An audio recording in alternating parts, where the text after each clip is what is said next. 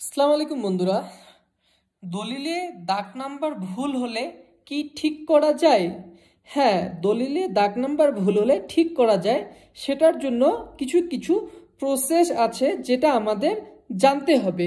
তো এক নম্বর প্রসেস যেটা আছে হচ্ছে বলা যায়, আপনারা যার কাছ থেকে জমিটা রেজিস্ট্রি দলিলটা করে নিয়েছেন, এবার আপনার সেই দলিলে যে দাগ নাম্বারটা ভুল আছে, এবার আপনি যদি পুনরায় ওনার কাছ থেকেই সেই দলিলটা রেজিস্ট্রি করে নেন, দলিলটা হচ্ছে আপনি সংশোধন করে নেন, যে একটা সংশোধনীয় দলিল করা যায়, তাহলে সেটা দিয়েও কিন্তু আপনি সেই আপনার দলিলটা আপনি ঠিক করে নিতে পারবেন দাগ নাম্বারটা।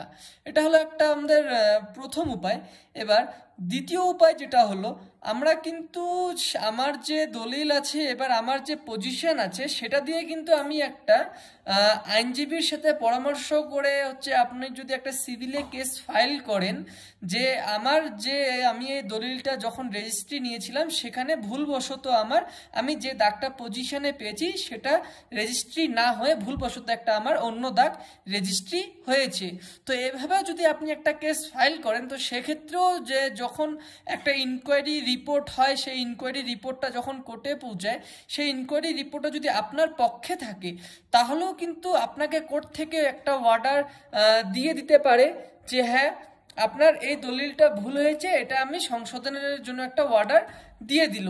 এবার আপনার সেই অর্ডারটাই কিন্তু হলো আপনার সেই ধরনের একটা বড় দলিল, আপনার সেই দলিলের থেকেই একটা বড় হলো সেই আপনার অর্ডারটা। এবার আপনার দেখা গেল আপনি সেই আপনি যে দাগটা ভুল করেছেন, একটা জমির দাগে রেজিস্ট্রির সময় ভুল করা মানে ধরে নেন বাবাকে পাল্টে দেওয়া।